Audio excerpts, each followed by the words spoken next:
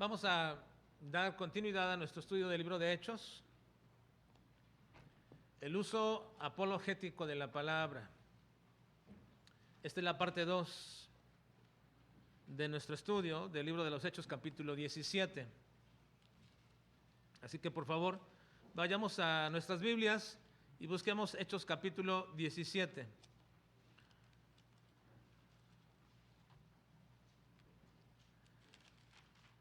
La ocasión pasada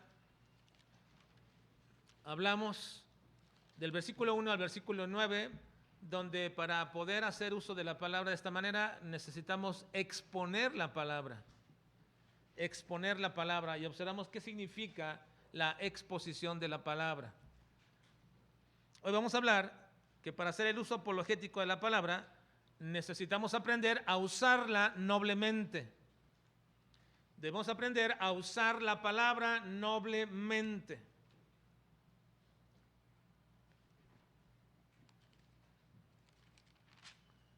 Hechos 17.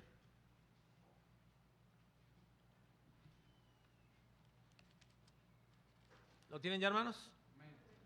Ahora ayúdenme a leer por favor de versículo 10 al versículo 15, donde vamos a centrar esta mañana nuestra atención a la exposición de este párrafo, versículos 10 al 15. Dice: inmediatamente los hermanos enviaron de noche a Pablo y a Silas hasta Berea, y ellos, habiendo llegado, entraron en la sinagoga de los judíos, y estos eran más nobles que los que estaban en Tesalónica, pues recibieron la palabra con toda solicitud, escudriñando cada día las Escrituras para ver.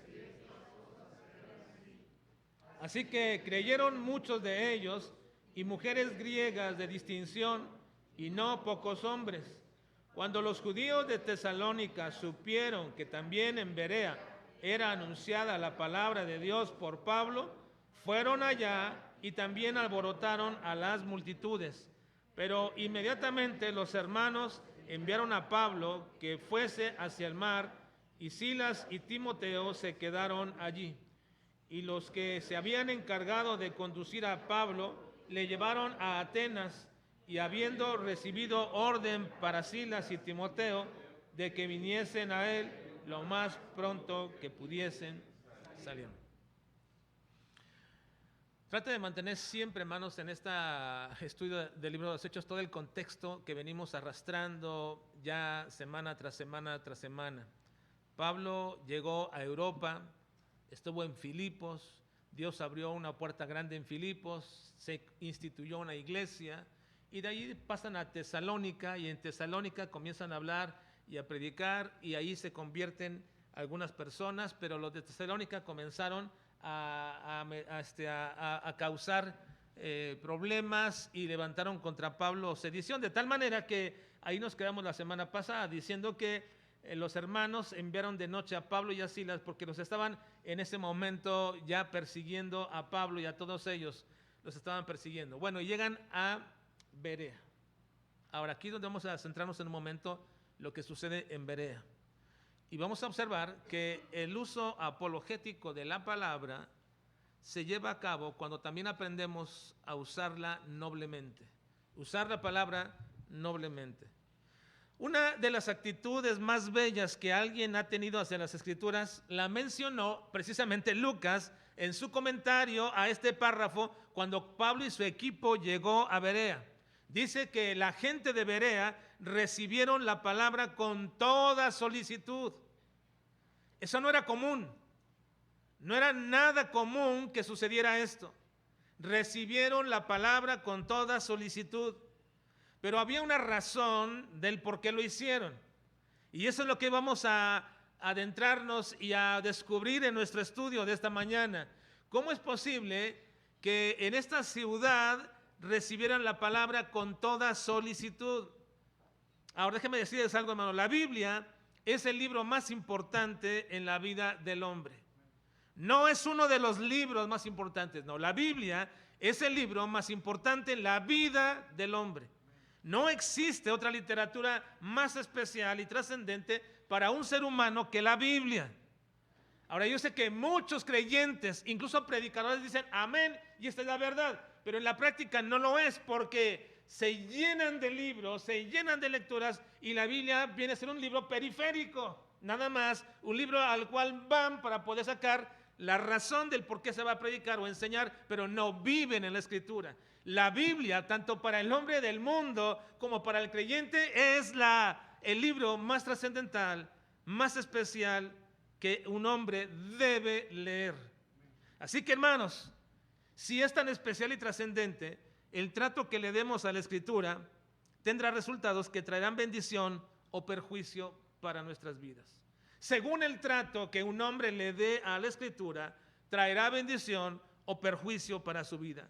Cristo dijo que deberíamos escudriñar la Escritura porque en ella estaba el camino para la vida eterna. En Juan 5:39 dice, escudriñad las Escrituras porque a vosotros os parece que en ella tenéis la vida eterna y ellas son las que dan testimonio de mí. Pero lamentablemente, hermanos, para muchos la Biblia solamente es un libro religioso.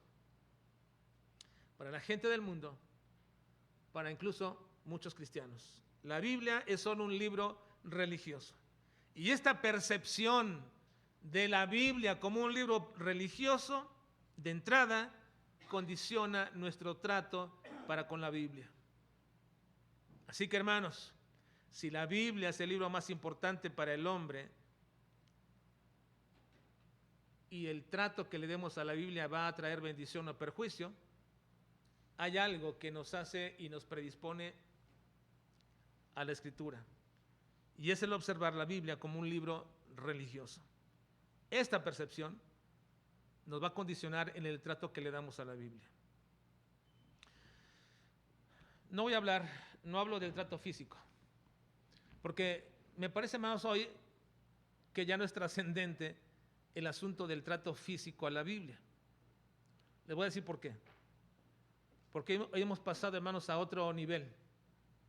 Hoy día hay gente que ya no usa la Biblia, usa el celular, usa una tablet, usa una computadora. Ya el libro como tal no es relevante para muchos, ya no lo es. Así que en tiempos antiguos, cuando se usaba, y no sé si hablaremos de tiempos antiguos, y diremos algún día a la iglesia veníamos con la Biblia, ahora ya probablemente muchos ya no es tan relevante traer su Biblia. Si les pidiera que levantaran su Biblia, estoy seguro que algunos no podrían hacerlo, no traen una Biblia. Pero les digo una cosa, hermanos, que antiguamente cuando era relevante el trato que traíamos a la Biblia, les puedo decir, hermanos, que la Biblia estaba llena. Yo aquí me encontré con muchas Biblias, que dejaban olvidadas. Y para saber de quiénes eran, pues comenzaba a hojearlas y me encontraba ahí hoja tras hoja, nota tras nota, carta tras carta de no sé quién, mandados y cosas y todo, y fotos y todo, de todo me encontraba ahí en medio de la Biblia, de todo, documentos oficiales, cosas ahí. De pronto decía, ¿por qué lo dejaron aquí? Se les va a perder, es un documento oficial, cosas como, me encontraba de todo tipo de cosas. Parece ser que la Biblia era un archivero, ¿verdad?, para algunos, donde guardaban las cosas. Ahora, cuando yo me refiero al trato de la Biblia, no me refiero a este trato físico, no. Me refiero a la percepción que tienes a la Biblia respecto como un libro religioso. Lamentablemente, muchos cristianos ven la Biblia como un libro religioso. Ahora, ¿por qué es relevante esto, hermanos? Porque cuando uno ve el cristianismo como una religión, entonces ves la vida cristiana como una actividad religiosa. Cuando tú percibes el cristianismo como una religión, ves la vida cristiana como religiosa. Entonces todo lo relacionado y alrededor de esto no es más que simplemente religioso. ¿Por qué muchos cristianos ven la Biblia como algo religioso? Porque su percepción de que el cristianismo es una religión les lleva a la percepción de que todo lo relacionado con ella es algo religioso. ¿Y por qué es precisamente esta concepción o visión de lo religioso que sería lamentable o indeseable? ¿Por qué? Bueno, déjenme explicarles un poquito, hermanos, un poco acerca de este asunto que se ha convertido en un debate más académico dentro de la antropología que dentro de la teología. Y sin embargo, muchos se han, como decía un antiguo predicador, se han tragado esas cosas y las han tomado como si fuera una verdad. Este es un debate no teológico, es un debate antropológico. Ver el cristianismo como religión es un debate antropológico, filosófico, pero no teológico. Y el punto, hermanos, es que a través de una pregunta muy sencilla y en la respuesta que tú puedas dar, es donde te ponen el marco de ver al cristianismo como algo religioso, como una religión, o bien no verlo así. Y si lo ves como una religión, el cristianismo, entonces ves la vida cristiana como una vida religiosa. Y si ves la vida cristiana como una religiosa, entonces verás la Biblia como un libro religioso. Y todo lo que encierra alrededor de todo esto será religioso. Ahora tú dirás, ¿pero eso qué tiene de malo? ¿Es bueno o es malo? Bueno, es malo en el sentido de que si lo ves como algo religioso, y voy a llegar a este punto precisamente, entonces tu perspectiva será más antropológica y filosófica que teológica. Ahora, ¿cómo ves tú el cristianismo? ¿Es una religión el cristianismo? En esta sencilla pregunta, y lo que tú respondas es donde te pondrá en esos marcos de referencia. ¿Es el cristianismo una religión? En la clasificación de religiones que la antropología hace, ellos dicen que sí es una religión. El cristianismo es la religión más grande de las 7 religiones vivas actualmente. Después del cristianismo, muy cerquita está el islamismo, que en unos 20 o 30 años será la más grande. Pero está pegado el islamismo, luego el hinduismo, luego el taoísmo, el sintoísmo, el judaísmo, las 7 religiones vivas actualmente en el mundo. Por lo tanto, la antropología define al cristianismo como religión. Así que la clasifica de esta manera. Pero la antropología clasifica la religión como cualquier expresión de creencia y práctica, ya sea de manera colectiva o personal, de lo que ellos consideren divino o sagrado, y el trato que le den a lo divino o sagrado, entonces se convierte en un sistema religioso. Y bajo esa percepción tan genérica de lo que es el cristianismo como una religión, entonces dicen ellos, bueno, si realmente el cristianismo es una religión porque es un sistema de rituales y de trato hacia lo divino o hacia lo sagrado, entonces bajo esa perspectiva tan genérica, dicen en realidad hay 7 religiones vivas grandes, pero en realidad hay 4,000 religiones en el mundo. Así que bajo esa perspectiva tan genérica queremos nosotros llamarle al cristianismo religión. Entonces no será tan importante ni singular llamarnos como cristianos. No es tan importante. ¿Qué eres? Cristiano. Bajo la perspectiva antropológica, pues no es tan importante, porque hay 4,000 religiones y puedes hacer lo que quieras. Ahora, si nosotros le preguntamos a la taxonomía si el cristianismo es una religión, la taxonomía es un sistema o una especialidad que se encarga de clasificar todo lo que existe, no solamente lo biológico, sino todo lo existente. Aún aquello que pareciera ser no parte de algo, también es parte de algo. Lo clasifican y nos dicen de qué materia, o de qué especialidad, o de qué práctica, o de qué conocimiento pertenece. Así que le preguntamos a la taxonomía si el cristianismo es una religión. Y ellos dirán que sí, que el cristianismo es una religión y que pertenece a la rama de las religiones. Y luego de ahí nos pasamos a la lingüística y preguntamos, ¿es realmente el cristianismo una religión? Y la lingüística, para que nos diga que es una religión, nos dirá que la palabra religión puede venir de 3 interpretaciones etimológicas. Puede venir del latín relegere, que significa recoger o agrupar. O puede venir de la palabra religio también, que quiere decir restringido. Y también puede venir de la palabra religare, que significa reunir. Así que cualquiera que sea la palabra, de donde venga la palabra religión, el concepto por lo cual hoy se define el cristianismo como una religión, significa que reúne a una persona o a personas con el propósito de establecer rituales y darle calidad de sagrado a lo que quieran llamarle o a lo que quieran adorar. Así que el concepto de que la religión es algo que ayuda a la reunión o a la unión del hombre con Dios, por eso se establece que el cristianismo es una religión, porque es el intento de una unión del hombre con Dios. la religión te ayuda a unirte con Dios. Ahora, voy a abreviar un poco mi argumento, hermanos, del por qué yo establezco que el cristianismo no es una religión. Lo voy a abreviar porque es largo y no quiero acaparar tiempo para esto. Pero mi pregunta es, ¿pueden los sistemas de rituales o incluso de creencias, cualquiera que éstas sean, unirnos a Dios? Las definiciones de muchos campos dicen que sí. Y solo voy a decir únicamente, el único que puede reunirnos con Dios es Cristo.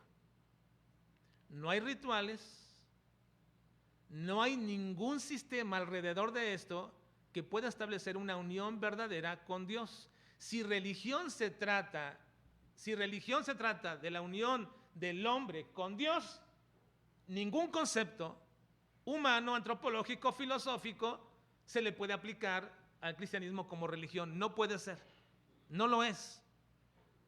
No hay forma de venir al Padre si no es a través de Cristo. Juan 14:6, Cristo dijo: yo soy el camino, la verdad y la vida. Nadie viene al Padre sino por mí. Y si nosotros dijéramos que Cristo es el único que puede unir al hombre con Dios, Cristo no es una religión. Por lo tanto, el cristianismo no es una religión. Ahora, les he dicho, hermanos, que este es un problema actualmente dentro de algunos círculos que tratan de reivindicar el concepto de religión para el cristianismo. Y no es así. Si caemos en eso, entonces caeremos en el punto de decir que la vida cristiana es religiosa y que lo que hacemos todo es religioso y que lo que tenemos todo eso es religioso. No hay otra forma de venir al Padre sino a través de Cristo. De manera que ninguna definición, concepto o aplicación concuerda con nuestro concepto teológico de nuestra unión con Cristo y nuestra relación con cada una de las tres personas de la trina deidad. Ahora, si me preguntan a mí si el cristianismo es una religión, les diré que ninguna de las formas en que se usa, ya sea lingüísticamente, conceptualmente, antropológicamente o filosóficamente, se va a ajustar a nuestra definición de una relación espiritual con Dios. La religión es el intento del hombre de unirse a Dios. Pero no podemos decir que eso es el cristianismo, porque el cristianismo no es el intento de un acercamiento a Dios del hombre por el hombre, no. Así que, hermanos, ¿qué es el cristianismo? Sencillamente, el cristianismo es una relación espiritual con Dios.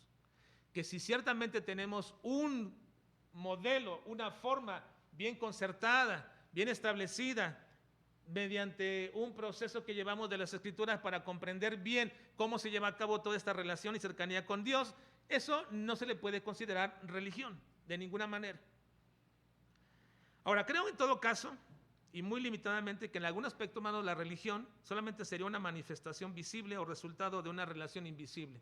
Si alguien dijera, bueno, muy puristamente, diciendo, bueno, ¿y por qué no podemos llamarle religión? Bueno, finalmente le diré, bueno, la religión en ese sentido del cristianismo, si así le quieren llamar, es simplemente el resultado de la relación invisible que un hombre tiene con Dios y se manifiesta visiblemente en sus actos de obras. Eso dice la Biblia. Santiago 1:27 dice, la religión pura y sin mácula delante de Dios el Padre es esta. ¿Cuál? No dice venir a la iglesia y cantarle al Señor, ¿o sí? No dice venir y tener escuela formativa, no dice venir y hacer esto, no. La religión pura y sin mácula delante de Dios el Padre es esta. ¿Cuál?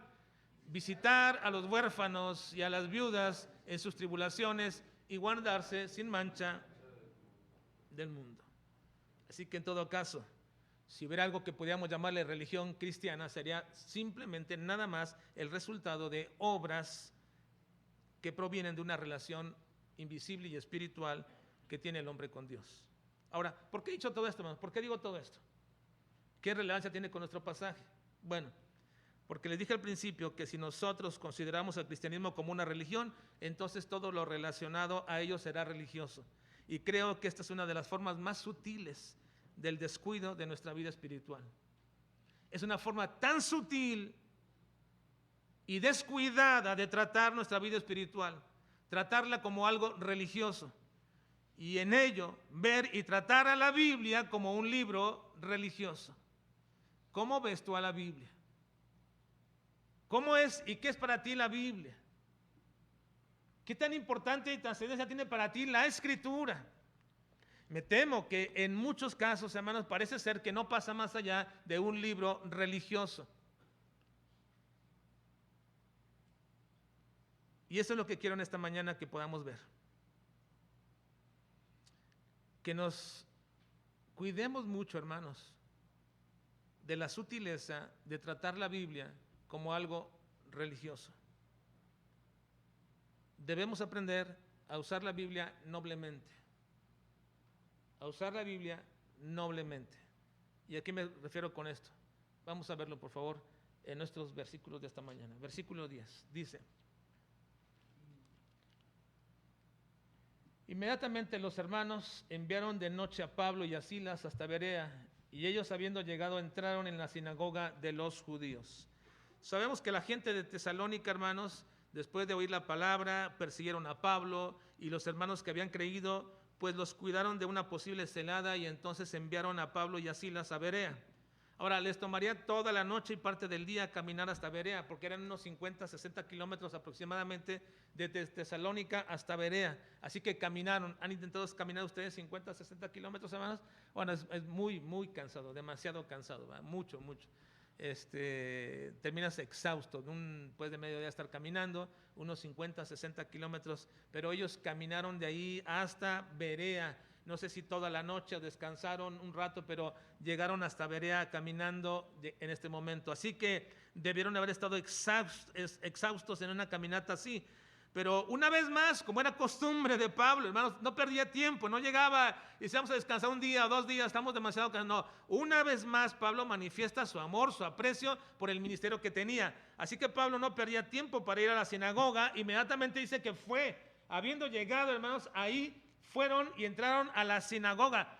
Podemos decir que a Pablo ya le quemaban los pies por estar ahí en la sinagoga. Era un hombre apasionado por defender y usar la palabra para decirles a los judíos: lo que ustedes hicieron con Jesucristo fue un grave pecado y un error y un desconocimiento total de quién es el Mesías. Y se los iba a mostrar como siempre con la palabra. Ese es arder, hermanos, en la palabra. Ese es arder en el deseo de presentar la verdad a alguien. A veces somos temerosos, somos medrosos ante la gente cuando empieza a hablar de cosas religiosas y comienzan a mencionar esto y aquello, y nos retraemos un poquito y nos damos la vuelta y no queremos entrar en esos debates. Pero ¿por qué no, hermanos? Si tenemos la verdad, si tenemos argumentos suficientes. Creo que la mayoría de ustedes cuenta con la capacidad y el conocimiento suficiente para enfrentar cualquier debate con cualquier sectario. Lo puede hacer porque ha pasado por un periodo de continua preparación para todo esto. Solo debemos quitarnos un poquito ese temor y ese miedo, y verán cómo comienza la palabra misma a llevarnos por ese camino de la defensa y la apología de las verdades bíblicas. Bueno, Pablo era un hombre el cual siempre estaba entregado a esto, deseoso continuamente, así que no le importó el cansancio. Llegaron a Berea e inmediatamente fue a la sinagoga. Y su método era hablar, como ya dijimos la vez pasada, en un diálogo circular con ellos, preguntando: ¿qué de esta escritura? ¿De quién habla? Del Mesías. Y no saben que había un hombre llamado Jesús que cumplió esto, y esto, y esto, y le va por escritura, por escritura, por escritura, por escritura, de tal manera que la gente quedaba impactada diciendo: ¿todo eso es el Mesías? ¿Todo eso habría de ser el Mesías? Y el cumplimiento en Jesús es lo que los impactaba. Así que es aquí, en este momento donde está en la sinagoga, que encontramos el comentario de Lucas que nos deja ver la actitud de los de Berea hacia la palabra de Dios. Vean el versículo 11, por favor. Versículo 11 dice: y estos eran más nobles que los que estaban en Tesalónica, pues recibieron la palabra con toda solicitud, escudriñando cada día las escrituras para ver si estas cosas eran así. Ahora, dice, hermanos, que la recibieron con toda solicitud. Déjenme explicarles un poquito a qué se refiere que recibieron con solicitud la palabra, esta actitud. ¿Qué significa? Significa que ellos oyeron los argumentos de Pablo, de que Jesús era el verdadero Mesías prometido en el Antiguo Testamento. Y escucharon y vieron cómo Pablo estaba probando esto. Así que cuando oyeron cada cosa que Pablo decía de la Escritura y se las abría y les leía y les decía, esto lo cumplió Jesús. Cada vez que les probaba lo que Jesús era el verdadero Mesías, entonces, ¿saben cuál era la actitud de ellos? Se comenzaban a asombrar y se entusiasmaban. La palabra recibir con solicitud es una palabra griega que significa entusiasmarse.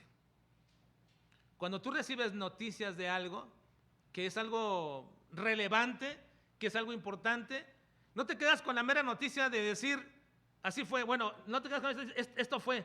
¿Quieres saber detalles o no? ¿O no les gusta a ustedes eso? ¿O a veces somos muy parcos y decimos, pues qué bueno, ya vámonos, ya? No. Queremos saber detalles, a ver, cuéntame, ¿cómo fue? Y preguntamos. Esa es la palabra recibir con solicitud. Entusiasmarse. Estar entusiasmado por escuchar y a ver qué más y cómo más. Así que recibieron la palabra con entusiasmo. Yo creo, hermanos, que inicialmente todo judío era crédulo cuando hablaban del Mesías. Todo judío creía acerca del Mesías claramente, entendía de todo esto. Así que cuando empezaban a hablarle del Mesías y decirle esto es lo que dice la Biblia del Mesías, son crédulos en entenderlo. Pero cuando un judío oye que ese Mesías será Jesús, comienza su incredulidad. Todo judío es crédulo cuando hablan del Mesías. ¿Por qué? Porque estaban esperando su aparición en cualquier momento. Todos esperaban la aparición del Mesías en cualquier momento. Pero luego que oían que ya había llegado y que había muerto y que vendría otra vez para establecer su reino, entonces lo desechaban. Pero era aquí donde Pablo, aquí es donde Pablo utiliza la palabra de manera apologética. Bien, este es el momento. Ellos oían del Mesías, lo creían. Pero luego decían, y ese Mesías es Jesús. Y ese Jesús ya murió. Entonces daban la vuelta, ¿cómo? Pero Pablo, momento, vean lo que dice la Escritura. ¿Había de morir el Mesías o no? Y todos decían no. Y Pablo decía, entonces, ¿qué dice aquí Isaías 53? Y entonces, ¿qué dice aquí Salmo 2? Y entonces, ¿qué dice aquí? ¿A quién se refiere? Y empezaba a usar la palabra de manera apologética, utilizando la palabra para poder defender la verdad de que Jesús era el Mesías. Ahora, con la mayoría de las personas que escuchaban esto en judíos, muchos judíos quedaban impresionados y querían oír más, pero otros rechazaban. Aquí hay una diferencia con los de Berea. Con los de Berea todos quedaron entusiasmados, recibieron la palabra con solicitud, estaban entusiasmados por escuchar más lo que decía Pablo respecto al Mesías y a Jesús. Muchos otros judíos de diferentes partes de las regiones perseguían a Pablo por esto, pero nos dice que los de Berea se entusiasmaron con este mensaje. Y no es que fueran ignorantes de su doctrina judía, o que no les interesara mucho si habría muerto o no, o que después regresaría. Ellos tenían un buen ánimo para oír el mensaje, pero ¿por qué tenían ese buen ánimo? ¿Eran acaso mejores que otros judíos? ¿Eran acaso más inteligentes que otros judíos? No creo que de ninguna de estas cosas fueran las razones para recibir la palabra, pero sí dice Lucas algo de ellos. ¿Qué eran ellos? ¿Qué eran ellos? Me dicen que sí, pero díganme, ¿qué eran ellos? ¿Qué eran? ¿Eran qué? Más nobles que los de Tesalónica. Vean el versículo 11. Y estos eran más nobles que los de que estaban en Tesalónica, pues recibieron la palabra con toda solicitud, escudriñando cada día las Escrituras para ver si estas cosas eran así. Ahora déjenme decirles algo respecto a esto, hermanos. Una diferencia entre estos y los de Tesalónica es que eran más nobles. La pregunta es, ¿qué significa eso y cómo es que adquirieron esa nobleza? Bueno, he oído quizás una decena de predicaciones acerca de que debemos ser como los de Berea. Así, lo he oído tantas veces. Seamos como los de Berea, seamos bereanos, o tomemos la actitud de Berea, o aprendamos de los de Berea, no sé, tantos títulos que he escuchado respecto a estos mensajes. Y entonces, cuando escucho esto, comienzo a ver hacia dónde va el argumento de todo el sermón. El argumento de todo el sermón va precisamente a enfocar a el personaje o las personas de Berea como personas nobles. Y mi pregunta siempre queda sin contestar: ¿y cómo eran más nobles? ¿Porque nacieron en cuna o en otra cosa más importante? ¿Cómo eran más nobles? La nobleza antiguamente se adquiría por títulos nobiliarios, ¿verdad? Obviamente no se refiere a eso. O porque nacieron en una ciudad más importante, y algunos piensan que son más importantes porque nacieron en la Ciudad de México, o nacieron en la ciudad de Monterrey, o nacieron en la ciudad, y por qué no decirlo, de Querétaro. Dicen, somos más importantes y más nobles que aquellos. No, tampoco, no se adquiere la nobleza de esta manera, en el lugar donde naces. Algunos piensan que adquieren la nobleza porque nacieron en una casa rica o en un entorno rico y adinerado o acaudalado, y adquieren esa nobleza. ¿Se referirá a todo eso cuando dicen que eran más nobles los de Berea que los de Tesalónica? Evidentemente no. Pero el enfoque, hermanos, de este pasaje que he escuchado tantas veces es una expresión que establece que el carácter de los de Berea los hacía más receptivos a la palabra, y enfatizamos como algo entonces primordial en ese argumento que he escuchado tantas veces, el carácter de una persona, y entonces se nos alienta continuamente a la búsqueda de una nobleza como una expresión de conducta moral, y ese ha sido siempre el propósito de la mayoría de las enseñanzas que nos invitan a ser como los de Berea. Seamos como los de Berea, es decir, busquemos la nobleza, el carácter noble, cosas como estas. Ahora déjenme explicarles dos cosas a este aspecto, hermanos, y voy a culminar esta mañana nuestro estudio. Dos cosas respecto a la nobleza de los de Berea. Primero, es importante primero contestar esta pregunta: ¿es nuestra actitud hacia la palabra de Dios una cuestión o resultado de nuestro carácter moral, o es una obra espiritual de Dios que crea en nosotros? Una vez más, ¿es nuestra actitud hacia la palabra de Dios una cuestión o resultado de mi carácter moral, o es una obra que Dios hace espiritualmente en mí para que yo pueda tener una actitud correcta hacia su palabra? ¿Cuál es?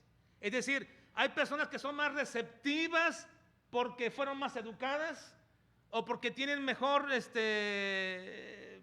preparación, o es la actitud de una persona hacia la palabra de Dios resultado de una obra que Dios hace en esa persona. Ahora, esto es muy importante. Recuerden ustedes por qué Lidia puso atención a la predicación de Pablo, hermanos. Hechos 16:14. ¿Por qué lo puso Lidia atención? Vean, dice. Lean por favor más. Entonces, una mujer llamada Lidia, vendedora de púrpura de la ciudad de Tiro, que adoraba a Dios, estaba oyendo, y el Señor abrió el corazón de ella para que estuviese atenta a lo que Pablo decía. vean, hermanos, ¿de dónde viene la actitud que tenemos hacia la palabra? ¿De una obra que Dios hace, o de mi carácter, o mi temperamento, o mi experiencia, o lo que yo quiera? ¿De dónde proviene esa actitud a la palabra? Evidentemente proviene de una obra espiritual de Dios en mi vida. Por eso es que Dios es quien produce toda aquella acción y actitud correcta a las cosas espirituales. No viene de nosotros, no viene de nuestra formación, no viene de nuestro interior, no viene de nuestros buenos o correctos modales, ni proviene de nuestra educación, ni proviene de nuestros valores. Proviene de una obra de Dios en nosotros. Filipenses 2:13 dice: porque Dios es el que en vosotros produce así el querer como el hacer por su buena voluntad. Eso incluye todo. ¿Quién produce en nosotros el querer como el hacer? Es Dios. En las cosas espirituales tiene que ver con Dios. Él es el que produce en nosotros el querer como el hacer por su buena voluntad. Él es quien lo produce. Ahora, en este pasaje, eso es lo que quiere decir esta expresión. No es una actitud natural de carácter de los de Berea, sino un resultado por haber oído primero la palabra y haber sido expuestos a los argumentos bíblicos que Pablo traía sobre Jesucristo. Y entonces Dios produjo en ellos esa nobleza. Si entendemos bien la sintaxis, hermanos, de un pasaje o de una expresión, Ahora, déjenme explicar rápido. La sintaxis es la forma en que acomodamos las palabras en una oración, para que podamos entenderlas. Normalmente, muchos de nosotros formamos buenas oraciones sintácticas, normalmente. Pero otras veces, de pronto, nuestras expresiones son como que medio ambiguas. A ver, ¿quién era este o al otro? ¿De quién te referías? ¿Aquí o allá? Bueno, eso hay que hacerse siempre cuando uno estudia la Biblia, porque es una traducción. A veces, cuando se traduce del inglés al español, una mala traducción forma una oración sintáctica muy ambigua y no se entiende muy bien de quién habla, de aquel o del otro, o qué está haciendo o está dejando de hacer, cosas como estas de pronto, porque no entendemos bien la oración formada. Ahora, aquí hay un pequeño ejercicio que hay que hacer respecto a esto que acabamos de decir.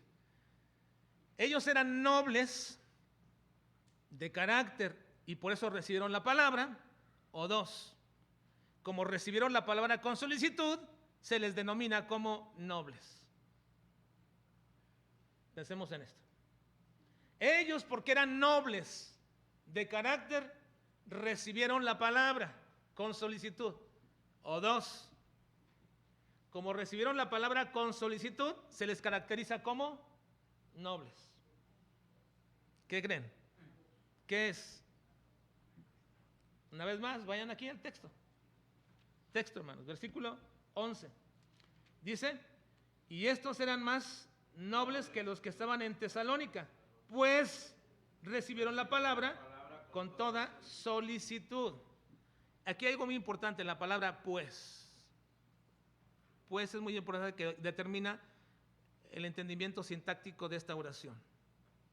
El pasaje no dice,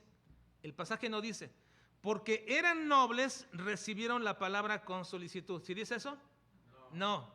Dice, eran nobles, pues recibieron la palabra con solicitud. Así que entonces, hermanos, ¿dónde radicaba su nobleza? En su carácter, o nobleza es la caracterización de alguien que con solicitud recibe la palabra, y como la recibe con solicitud, le decimos es una persona noble respecto a la palabra. Eso marca una diferencia, ¿o no, hermanos? Marca una diferencia en ese sentido. ¿Cuál era la razón de este calificativo para los de Berea? Ellos habían recibido la palabra, es decir, en otras palabras, se produjo en ellos una nobleza por causa de la palabra, porque al escucharla, al oírla, quedaron entusiasmados de escuchar y de oír que el Mesías había llegado y que ese Mesías era Jesús. Y con toda la argumentación de Pablo estaban tan entusiasmados de oír la palabra que entonces dijeron, estos son más nobles. Es decir, el calificativo de nobleza vino de su actitud a la palabra. La actitud que tuvieron a la palabra les dio el calificativo de nobleza. Si una persona recibe la palabra con solicitud, se le puede calificar ¿de qué, hermanos? Noble. De noble. Ahora esto nos lleva a la segunda cosa con la cual terminamos esta mañana. ¿Qué significa la nobleza? ¿Qué es ser noble? Si ya dijimos que nuestra actitud no proviene de nosotros, y es una obra del Espíritu Santo en nuestras vidas, y cuando Él la produce en mí y yo comienzo a recibir la palabra con solicitud, se me puede decir que se me califica de nobleza. Entonces, ¿qué significa nobleza? Es claro en este pasaje que no es un aspecto moral, es un aspecto de carácter que refleja nuestras acciones. ¿Qué fue lo que hicieron los de Berea, hermanos? Hay tres cosas bien estipuladas aquí. Por favor, ven conmigo. ¿Qué hicieron los de Berea respecto a la palabra? ¿Qué acciones llevaron a cabo que mediante esto se les calificó como nobles? Tres cosas hicieron ellos. Vean, por favor. Dice, y estos eran más nobles que los que estaban en Tesalónica, pues recibieron la palabra con toda solicitud. Número uno, ¿qué hicieron? Número uno, ¿qué hicieron? Recibieron la palabra con toda solicitud. Ahora, número dos, ¿qué hicieron? Escudriñando cada día las Escrituras para ver si estas cosas eran así. Y número tres, así que creyeron muchos de ellos y mujeres griegas de distinción y no pocos hombres. En relación con la palabra, hay 3 acciones que ellos llevaron a cabo, guiados por el Espíritu Santo, que finalmente les llevó a creer en Jesús como el Mesías. Cuando la Biblia dice, en este tiempo hablan de que creyeron, no se refiere a todo un sistema ritual religioso. No, no de ninguna manera. No se refiere a toda la doctrina o a toda la teología. Cuando dice que creyeron a la palabra, ¿qué específicamente creían de la palabra? ¿Qué creían de la palabra? Cuando dice que creyeron a la palabra, ¿qué creyeron a la palabra? ¿Toda la doctrina? No, ¿qué creyeron? Que Cristo, que Jesús era el Mesías. Porque ese era el énfasis de Pablo. Llevarlos por toda la Escritura para que supieran que Jesús era el Mesías. Y creyeron a la palabra. Es decir, creyeron que Jesús era el Mesías.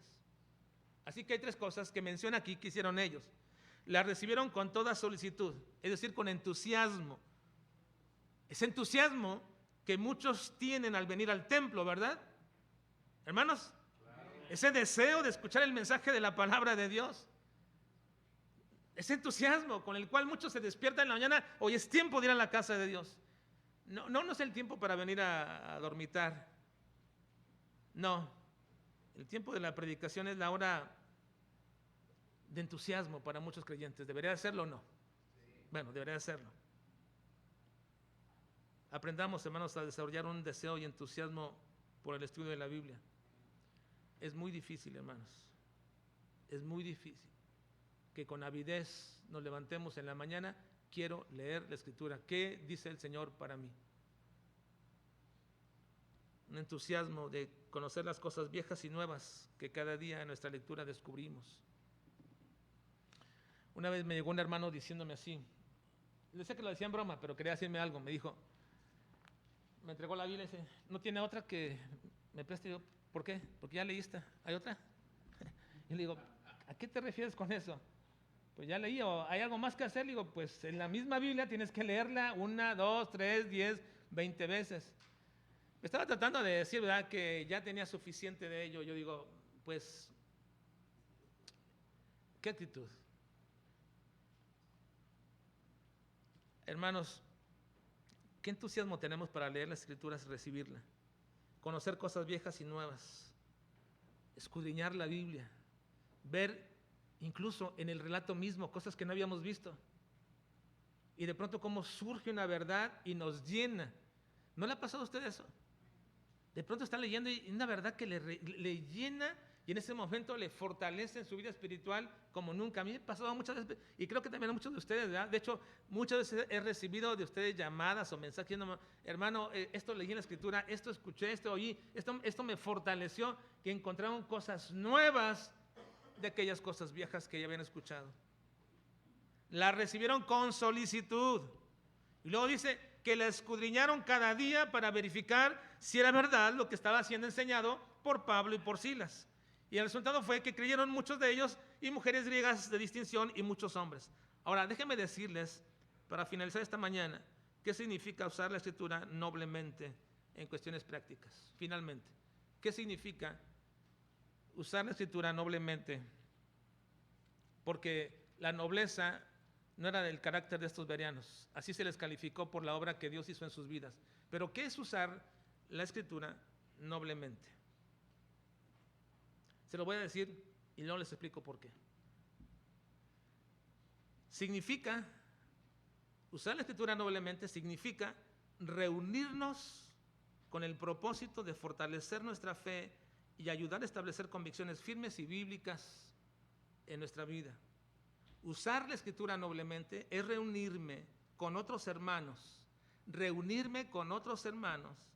con el propósito de fortalecer mi fe y ayudar a establecer convicciones firmes y bíblicas. Ese es usar la Biblia noblemente. Reunirme con otros creyentes para fortalecer mi fe y establecer convicciones firmes y bíblicas. ¿Por qué digo esto? ¿Por qué digo que significa esto? Por la sencilla razón, hermanos, de que estos bereanos no podían escudriñar todos los días la Escritura de manera individual. No lo podían hacer. A veces pasamos desapercibido esto. Pero cuando vemos este pasaje, parece ser como que dijera que cuando Pablo predicaba, entonces todos iban a su casa y sacaban su Biblia, su Antiguo Testamento, y a ver si eso es lo que decía Pablo era verdad. A ver, cierto lo que dice Pablo del Mesías, y escudriñaban ahí. Ahora les pregunto una cosa, ¿era esto posible? Es imposible. Ninguno tenía en su casa un Antiguo Testamento. Ninguno. No lo podían hacer. No podían estudiar cada uno por su lado y individualmente las Escrituras. Los judíos y los cristianos de aquella época no tenían una Biblia como nosotros. Recuerden, hermanos, que ellos usaban rollos, lo que llamamos pergaminos. Era un material muy caro y además era imposible de ponerlo al alcance y a la venta de todos. Era imposible. No es como los libros de hoy día que se venden. ¿Se imaginan, hermanos, la cantidad de rollo que usarían para escribir un solo libro del Pentateuco? ¿Qué rollo tan grande sería? Me refiero al rollo este, no a la expresión, ¿verdad? ¿Qué rollo tan grande sería, hermanos, tener el Génesis aquí, luego el Éxodo, luego el Levítico, luego el Número, todo un rollo ahí para poder escudriñarlo? Eran caros, porque le llevaba a un escriba años de su vida poder escribir el Génesis. Imagínense que vaya y le pida, dame una copia del Pentateuco. ¿Cuánto te va a costar?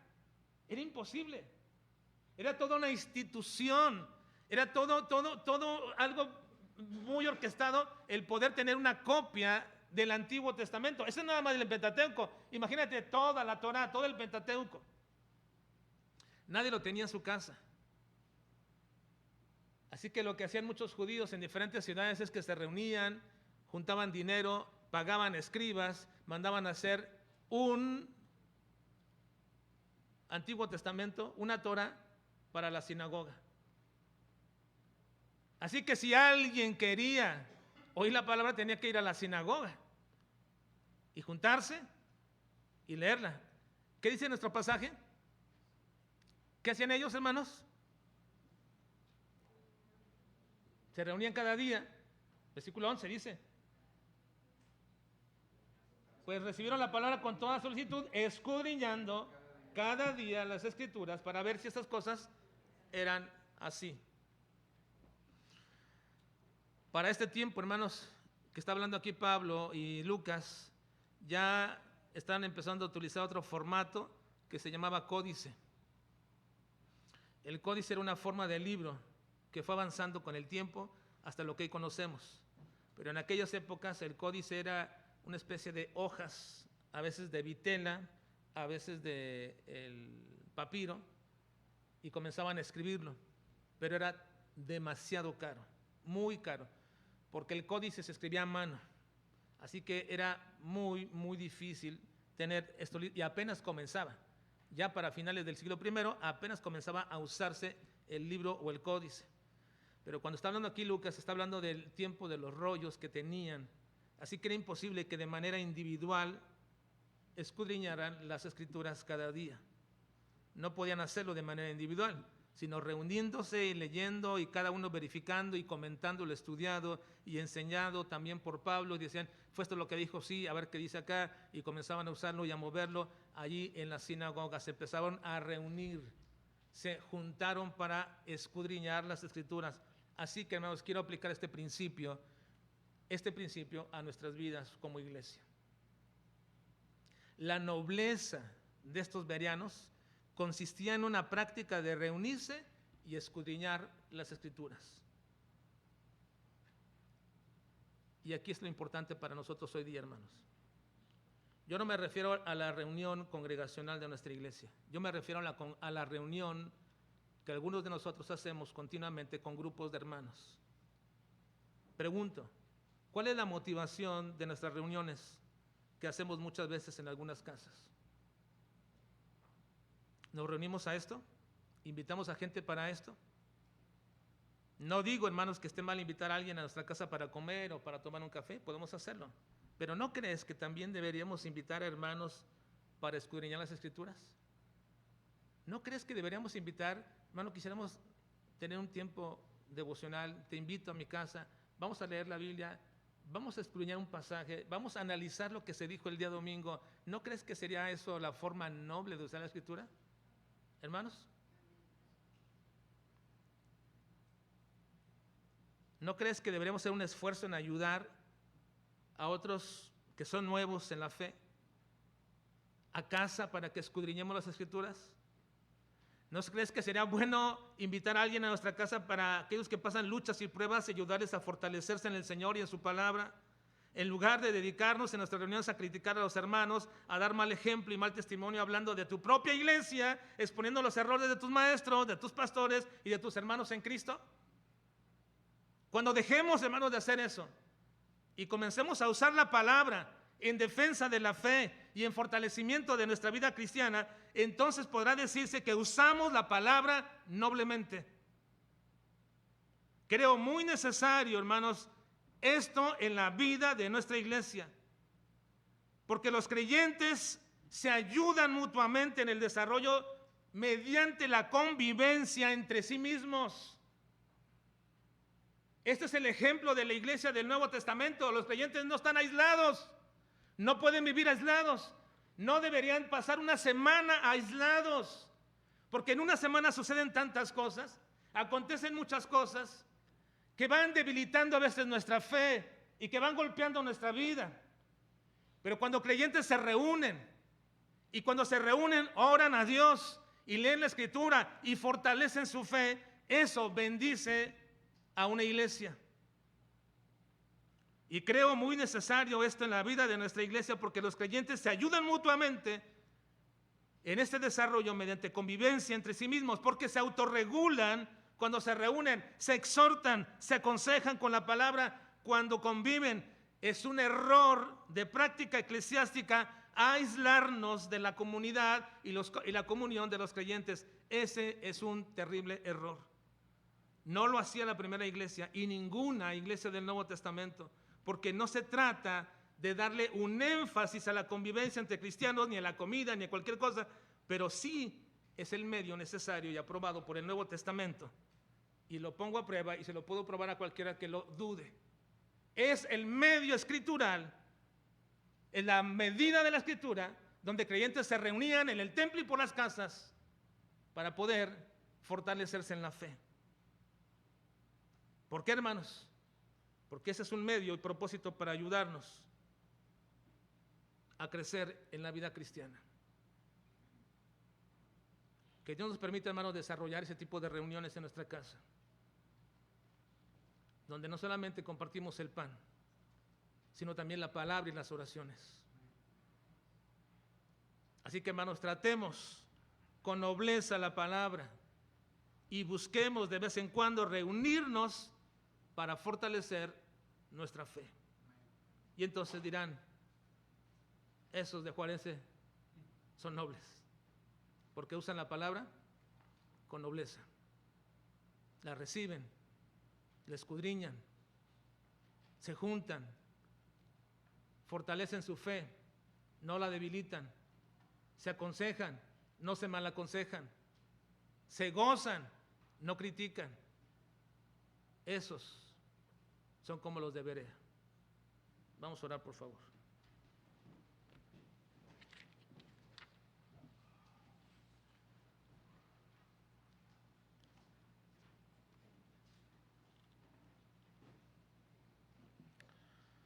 Padre, muchas gracias, porque tenemos una palabra la cual no ha sido cambiada. Tenemos una palabra que sigue siendo la fortaleza de nuestra fe. Una palabra, Señor, que dependiendo de la actitud con la que la recibamos, o traerá beneficio o perjuicio a nuestra vida.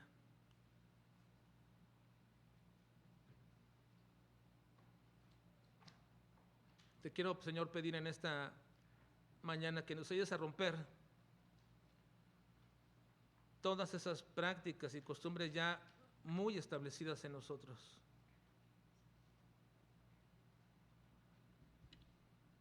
Ayúdanos, Señor.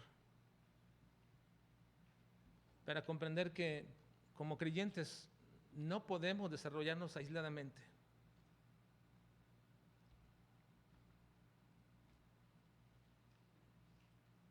Y si algo impactó la vida de los creyentes al inicio, Señor, no es porque vivían aislados, sino que se agrupaban y comenzaban juntos, Señor,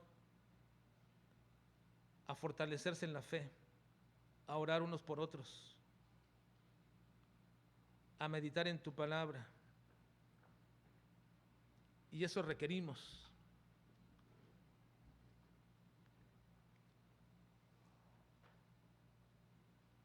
En nuestras vidas, Señor. Ese requerimos en nuestra iglesia, creyentes, familias, que no solamente conviven por convivir o por tener una relación social, sino porque tienen propósitos de fortalecerse unos a otros en la fe. Ayúdanos, Padre. Y permítenos usar noblemente tu palabra, recibirla con entusiasmo, escudriñarla cada día y creer lo que ella dice de ti. Lo pedimos, Señor, y lo suplicamos en Cristo Jesús. Amén.